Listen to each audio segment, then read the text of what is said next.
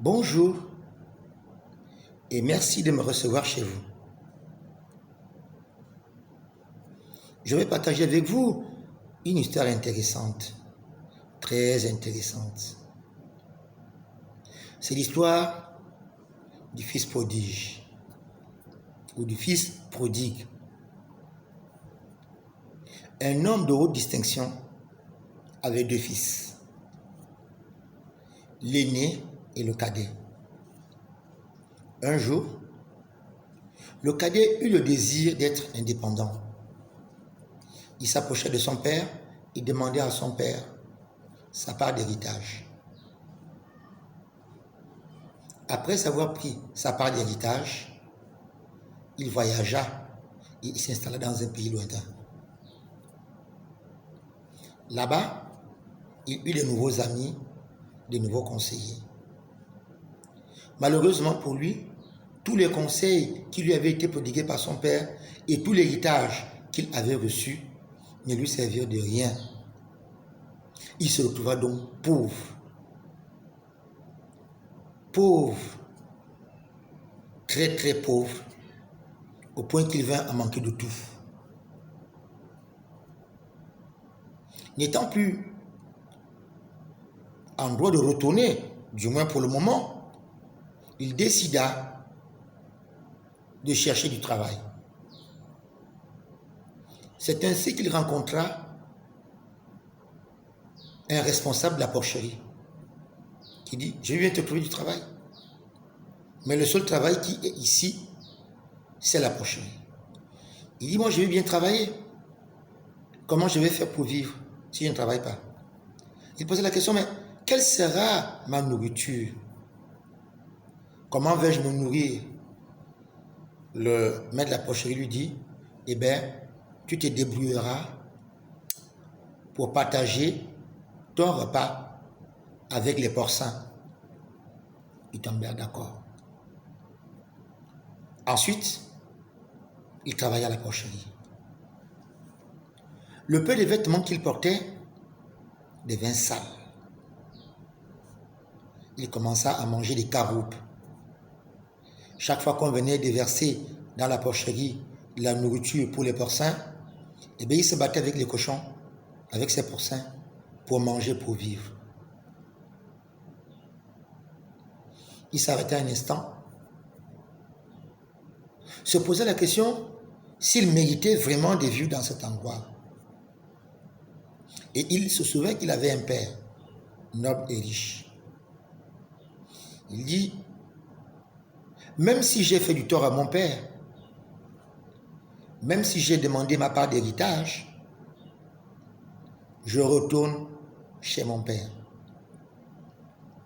S'il me chasse, j'aurais au moins fait le premier pas. Il retourna des années après. Il n'avait pas d'argent pour emprunter un véhicule, pour emprunter un transport ou pour acheter un véhicule. Il marcha à pied. Et depuis qu'il était parti, son père était à son attente. Et puis, regardant loin, perché sur une terrasse, il aperçut son fils cadet qui était parti. Il s'approcha, il envoya ses serviteurs saisir son fils cadet, l'amenèrent, lavèrent son fils cadet, changèrent ses vêtements, mirent un anneau à son doigt, lui mirent sur le corps tous les parfums, et à l'instant, il retrouva sa royauté. Il retrouva sa royauté. Il dit, il appela un de ses serviteurs, il ordonna à ces derniers d'égorger le meilleur veau et d'organiser le plus grand des repas,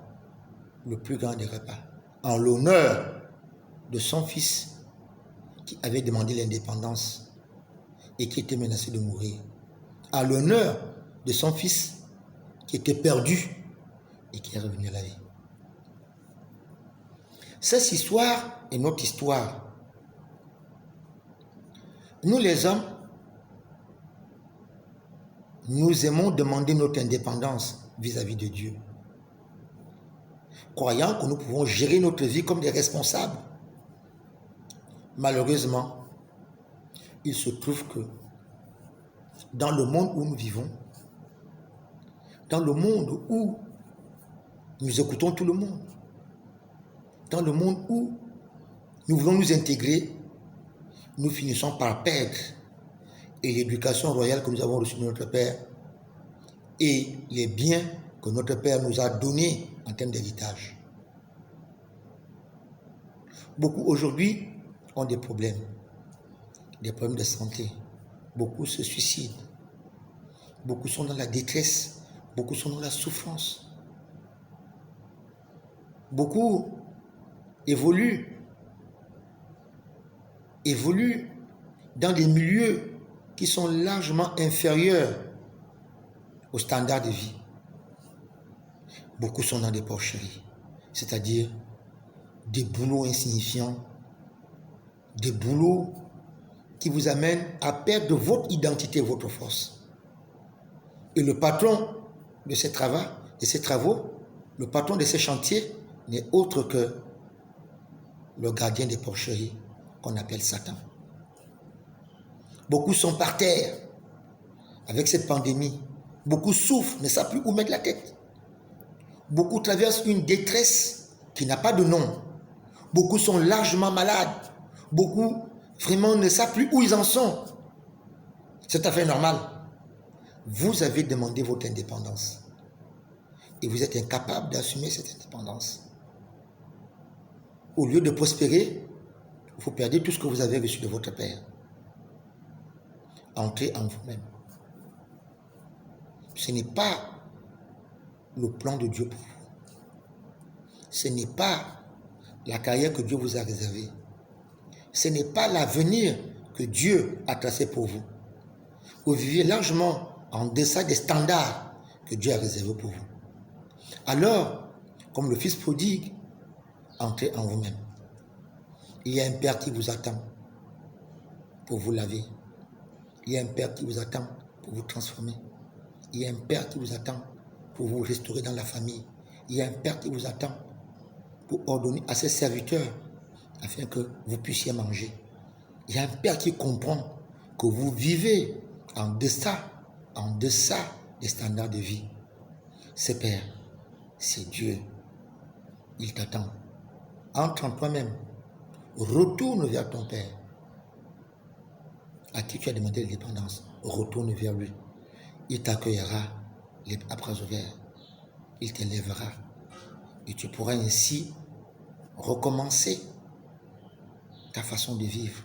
Et tu comprendras que ailleurs, il n'y a pas une vie de qualité semblable à celle que notre Père Dieu nous a donnée.